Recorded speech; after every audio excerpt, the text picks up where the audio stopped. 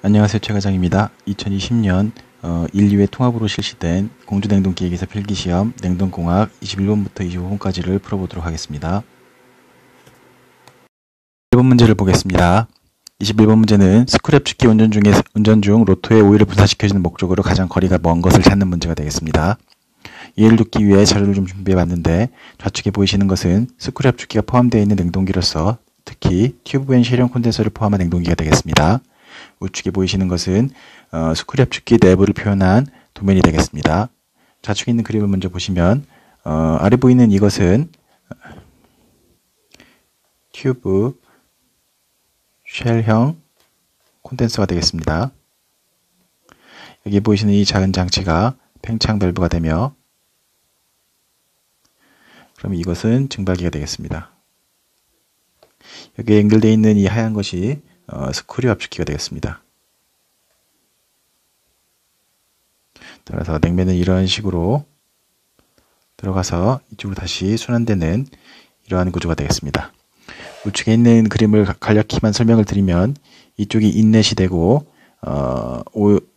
냉매가 들어와서 이 스크류 압축기에 의해서 압축이 돼서 이쪽으로 나가며, 오일은 스크류에 의해서 밀려서 아래쪽으로 내려가게 되며 오일 세퍼레이터에 의해서 다시 분리돼서 순환하는 이런 구조가 되겠습니다. 로토의 오일을 분사시켜 줄 때 여러 가지 장점들이 발생을 하는데, 적어보면 첫 번째로는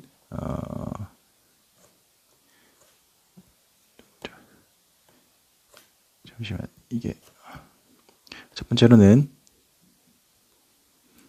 냉매증기의 냉각 효과가 발생하겠습니다. 냉각 효과가 발생을 하고, 두 번째, 암수 로터 간의 간극 누설 간극 누설 방지 효과가 있습니다. 그 로터가 맞물려서 돌아가고, 암수 로터가 서로 이제 맞물려서 돌아가고 있어도 그 사이에 약간의 틈이 발생할 수가 있는데, 그런 빈틈을 메꿔주는 효과가 있습니다. 이로 인해서 높은 압력비 가능, 빈 공간, 그러니까 새어나가지 않게 막아주기 때문에 보다 높은 압력비를 가능하게 하겠습니다. 세 번째로는 기계 장비 간 마찰을 감소시켜주는 효과가 있습니다. 문제를 보시면 1번 높은 압력비를 허용하면서 토출 온도를 유지한다. 냉각 효과가 있고, 그리고 간극의 누설을 방지함으로써 높은 압력비를 가능하게 하므로 1번은 맞는 설명이 되겠습니다. 2번 압축 효율 증대로 전력 소비 증가, 장비 기계 간의 마찰이 감소하는 등 압축의 효율이 증가한다고 하면 전력 소비는 같은 토출 압력 대비 감소하게 될 것입니다. 그래서 2번은 틀린 질문이 되겠습니다. 전력 소비는 감소하게 되겠습니다. 3번 로토의 마모를 줄여 장기간 성능 유지, 마찰을 감소시키므로 모터의 마모는 감소되겠습니다. 높은 압축비에서도 최적 효율을 유지, 그 간극을 막아서 압축비를 높게 하면서도 최적 효율을 유지할 수 있으므로 4번은 맞는 질문이 되겠습니다. 따라서 정답은 2번이 되겠습니다. 다음 문제로 넘어가겠습니다. 22번 보겠습니다. 22번은 냉동 사이클의 압력 엔탈피 선도에서 아래의 설명 중 옳은 것을 묻는 문제가 되겠습니다. 1번 팽창 밸브 출구에서 냉매의 건조도는 이거로 계산한다. 건도는 요 값분의 이 값이 됩니다. 이 건도의 개념을 잘 와닿지 않는 분들이 종종 계시는데, pH 선도에서, 몰리에르 선도에서 이런 곡선이 있을 때 이 좌측 영역은 그 포화 액선이 되며, 포화 액선, 이 우측 영역은 포화 증기선이 됩니다. 포화 증기선. 즉 이 영역에서는 액체로 존재하며, 이 중간 영역에서는 습 증기로 존재하고, 우측 영역에서는 증기로 존재합니다. 그러니까 이 영역에서 우측으로 가면 갈수록 액체가 증기로 변하기 때문에 액체의 양은 줄어들 것이고 점점 더 건조해지게 될 것입니다. 이 건조하다는 개념이 잘 와닿지 않는데, 액상이 없어지므로 점점 더 건조해진다. 이런 식으로 이해를 하시면 헷갈리지 않으실 것입니다. 그래서 보시면 그림에서 H6에서 H7을 뺀 값분의 H5에서 H7을 뺀 값이 되겠습니다. 따라서 보기에 주어진 H7-H6 분의 H6-H7 분의 H5-H7이라는 말은 맞는 설명이 되겠습니다. 2번 증발기 출구에서 냉매 과열도는 엔탈피 차로 계산한다. 3번 냉매 과열도는 엔탈피 차로 계산한다. 이것도 잘 헷갈리는 개념인데 과열도, 과냉각도 이것은 온도의 개념입니다. 과열도가 5도C이다. 과열도가 7도C이다. 이런 식으로 온도로 주어지는 값입니다. 엔탈피 차가 아닙니다. 따라서 2번과 3번은 그 개념은 맞지만 틀린 설명이 되겠습니다. 4번 냉매 순환량은 냉동 능력 나누기 HO-H5로 계산한다. 냉매 순환량 M이라고 하면 이 M은 냉동 능력분의 그 냉동기의 엔탈피 차로 계산합니다. 이때 증발기 열량은 킬로와트 단위이고 이것은 킬로줄 퍼 세크 단위이기 때문에 이것을 엔탈피의 단위인 킬로줄 퍼 세크로 나누면 계산을 하면 킬로줄 퍼 킬로그램으로 나누면 킬로그램 퍼 세크가 나옵니다. 따라서 냉매 순환량을 계산해낼 수가 있겠습니다.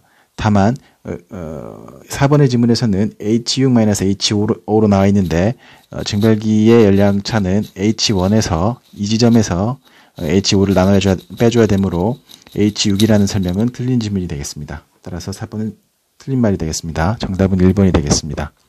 다음 문제로 넘어가겠습니다. 23번 문제 보도록 하겠습니다.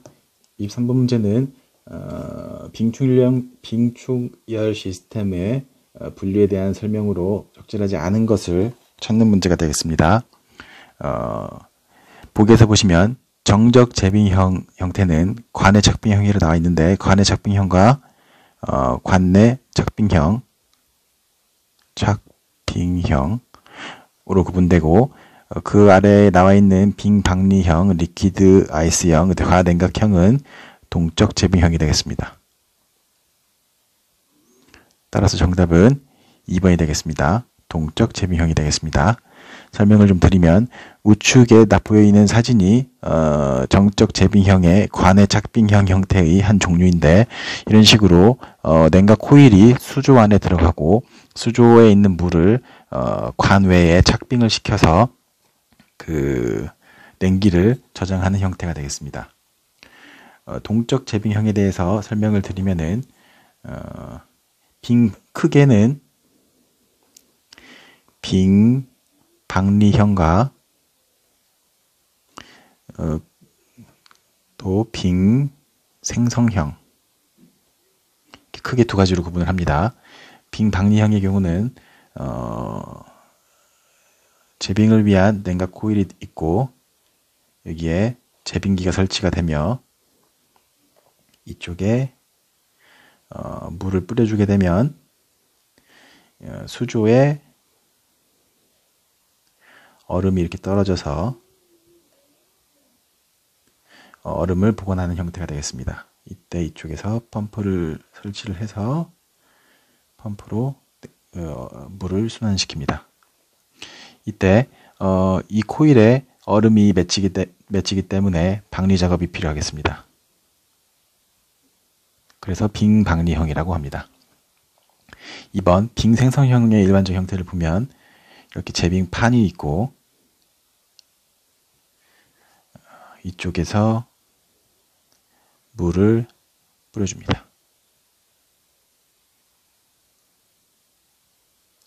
그럼 이곳에 온도 차이에서 살얼음이 얼을 것인데 이 살얼음을 스크럽으로 긁어서 제거합니다. 제거된 얼음이 아래로 모이게 되는데 이때 입자의 형태 슬러리라고 하는데 슬러리 형태로 보관이 되며 슬러리 형태이기 때문에 전열 효율이 좋습니다. 그리고 이송도 더 간단합니다. 쉽게 얘기해서 저희가 어렸을 때 문방구나 이런 곳에 사 먹었던 슬러시를 생각하시면 조금 이해가 쉬우실 것입니다. 그런 식으로 살얼음이 들어가 있는 고온 얼음 입자 형태로 보관이 됩니다. 따라서 빙생성형에는 얼음을 보관하는 방법에 따라서 리퀴드 아이스형, 과냉각 아이스형으로 나눕니다. 이게 아래의 것은 과냉각된 용액을 이용하는 것이고 상단에 있는 리퀴드 아이스형은 미세한 얼음 입자를 사용하는 슬러시 같은 형태의 입자를 이용하는 형태가 되겠습니다. 따라서 정답은 2번 빈방리형은 동적 재빙형이 되겠습니다. 정답은 2번이 되겠습니다. 다음 문제 넘어가겠습니다. 24번 문제를 보도록 하겠습니다. 24번 문제는 냉동장치 운전에 관한 설명 중 옳은 것을 묻는 문제가 되겠습니다. 1번부터 보면 압축기에 액백 현상이 일어나면 토출가스 온도가 내려가고 전동기의 전류계 지시값이 변동한다. 맞는 질문이 되겠습니다. 액백 현상이라는 것은 압축기에 액상 냉매가 들어가게 되는 것을 이야기하는데 생각을 해보시면 압축기 내부에 원래는 가스여야 되는데 액상냉매가 들어오게 된다면 이 액상냉매가 급격한 증발을 할 것이므로 기화가 되겠습니다. 기화가 되면 주변에 있는 열 에너지를 흡수할 것이므로 토출가스의 온도는 내려가게 되겠습니다. 주변에 있는 열을 흡수하기 때문입니다. 그리고 흡수하면서 기화가 발생을 하는데 기화가 발생하면은 부피가 기존에 수백 배, 100배 이상으로 커지게 될 것이기 때문에 이 안쪽에 있는 압력이 변동하게 될 것입니다. 압력이 유동치이기 때문에 이 압축기의 동력도 변하게 될 것이고 따라서 구동 전동기의 전류계 지시값이 변동하게 될 것입니다. 따라서 1번은 옳은 설명이 되겠습니다. 나머지 질문도 함께 보겠습니다. 2번 수액기 내의 냉매를 충만시키면 증발기의 열부하 감소에 대응하기 쉽다. 수액기는 냉매를 저장하는 역할을 하는데 만약에 수액기의 냉매가 이미 충만되어 있다면 증발기의 열부하가 감소했을 때 더 이상 냉매액을 보관시키지 못하게 될 것입니다. 따라서 수액기 냉매액을 어느 정도 비워놔야 증발기 열부하 감소에 대응할 수 있을 것입니다. 따라서 2번은 틀린 질문이 되겠습니다. 비우면 열부하 대응에 감소하기 쉽다가 맞는 질문이 되겠습니다. 3번 냉매 충전력이 부족하면 증발압력이 높게 되어 냉동 능력이 저하된다.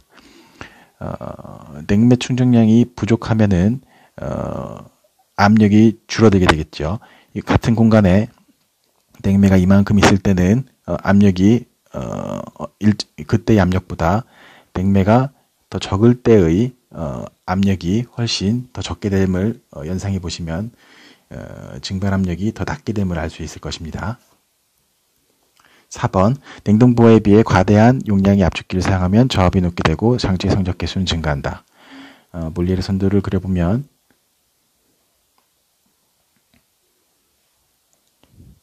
과대한 용량의 압축기를 사용한다는 말은 압축기의 성능이 과도하면 압축을 더 많이 하게 될 것이므로 이런 식으로 더 많이 하게 되고 그러면은 더 온도가 더 상승을 하게 될 것이며 상승하게 될 것이며 이쪽 영역이 결국에는 압축기에 사용되는 일량이 되고 이쪽 영역이 증발기의 열량이 되는데 성적계수는 Q2를 AW 나눈 값이기 때문에 이 값이 커지면 성적계수는 줄어들게 될 것입니다. 따라서 4번도 틀린 질문이 될 것입니다. 정답은 1번이 되겠습니다. 다음 문제 넘어가겠습니다. 25번 문제를 보도록 하겠습니다. 다음에 역카르노 사이클에서 등원 팽창 과정을 찾는 문제가 되겠습니다. 카르노 사이클 하면은 등단입니다. 등온과 단열 이 두 개로 이루어져 있습니다. 쉽게 외우시는 방법은 PV 곡선이 있다고 했을 때 PV 이쪽 직선을 그으면 이게 등압이 될 것입니다. 이렇게 그으면 이쪽이 등적이 될 것입니다. 그리고 여기에 선을 이런 식으로 두 개를 그으시면 등온, 단열, 등적, 압온, 열, 적순으로 외우시면 되겠습니다. 압온, 열적을 입에 익히시면 되겠습니다. 압온, 열, 적입니다. 따라서 PV 곡선에서 이렇게 가는 것은 등온, 이렇게 가는 것은 단열이 되겠습니다. 여기에 다른 단열을 그리고 다른 등온을 그리면 이게 카르노 사이클의 사이클 그래프가 되겠습니다. 이쪽에서 보시면 따라서 이쪽은 등온이고 이쪽은 단열이 되겠습니다. 이때 압력이 줄어들고 부피가 늘어나면은 팽창이 되고 반대로 압력이 늘어나고 부피가 줄어들면 압축이 되겠습니다. 즉 이쪽은 등온 압축 과정이 되고 이쪽은 등온 팽창 과정이 되겠습니다. 따라서 등온 팽창 과정은 C번이 되겠습니다. 여기까지 하겠습니다. 질문 있으신 분은 댓글로 남겨주시면 답변을 드리겠습니다. 도움이 되셨다면 구독 설정 부탁드리겠습니다. 감사합니다.